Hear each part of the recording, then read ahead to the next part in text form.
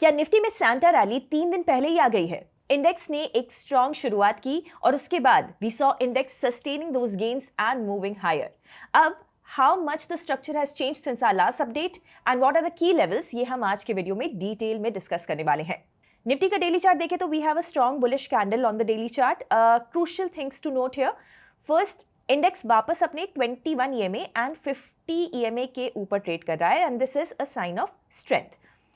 But it is still trading in this broad range of 26,300 and 25,700. तो sentiment positive है and momentum हमें इस resistance zone के ऊपर ही देखने को मिलेगा.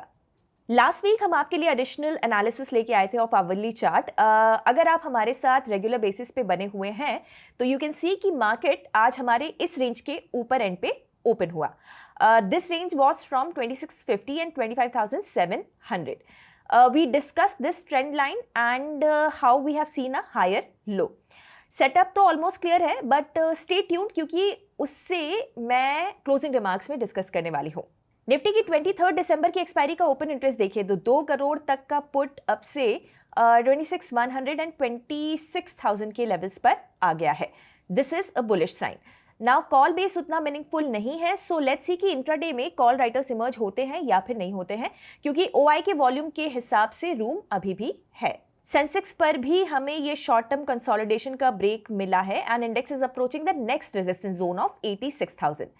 अब ऐसे में इमीडिएट सपोर्ट इंडेक्स का 84,800 का ये जोन हो जाता है एंड अनलेस इंडेक्स इस रेंज में वापस स्लिप नहीं होता, it can sustain this bullish momentum.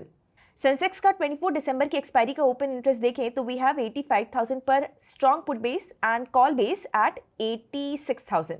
Also 85,500 पर भी कॉल और पुट सिग्निफिकेंट क्वांटिटी में लगे हैं, तो ऑप्शंस डेटा के हिसाब से स्ट्रक्चर पॉजिटिव है.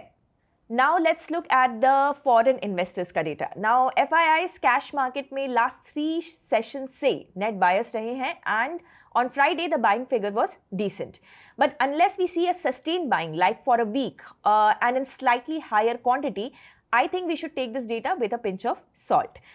This can lead to rebounds and short term rallies, yes, but trend change वाली बात अभी नहीं है. इसका मेन रीजन है फ्यूचर्स भी. नाउ इंडेक्स फ्यूचर्स में फ्राइडे तक इनकी पोजीशनिंग 91% शॉर्ट थी, मतलब कि डेरिवेटिव्स में इनका व्यू अभी भी वीक है.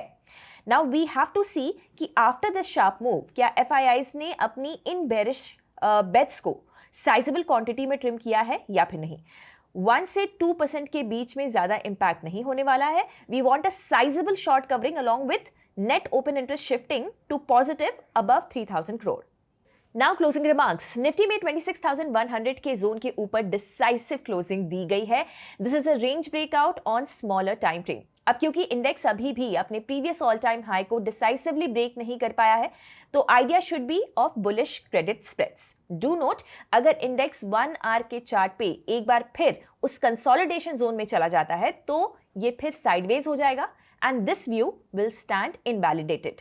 अगर आप ट्रेडिंग और इन्वेस्टिंग एक्सपर्ट से सीखना चाहते हैं देन एक्सप्लोर कीजिए अपलन को, जहां पर केवल 999 के प्राइस पर आपको मिलेगा 3 महीनों तक हमारे वेबिनार्स और कोर्सेज का अनलिमिटेड एक्सेस. ज्यादा डिटेल्स के लिए डिस्क्रिप्शन चेक कीजिए. तो वीडियो के आखिर में वही सवाल जो मैंने शुरुआत में किया था, क्या निफ्टी में ये जो सैंटा रैली है वो वक्त से पहले ही आ गई है? अपनी राय, अपनी एनालिसिस मुझे कमेंट्स में बताइए एंड ऐसे वीडियोस हर रोज देखने के लिए हिट द सब्सक्राइब बटन. हम जल्द मिलते हैं ब्रांड न्यू FNO अपडेट के साथ. Investment in securities market are subject to market risks. Read all the related documents carefully before investing.